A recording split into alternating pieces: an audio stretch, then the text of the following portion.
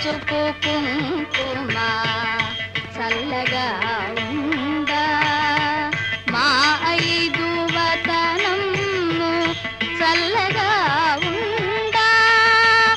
కన్నె పేరంటాళ కళ్యాణ రేఖ ఇల్లాళ్ళ నొసటను సౌభాగ్య రేఖ మా అమ్మ మా తల్లి మంగళ గౌరీ శ్రీకరి వరదాయిని సరసిజ వదన సామజ గమన సదయా మాం పాలయ శ్రవణ మాదాన మంగళ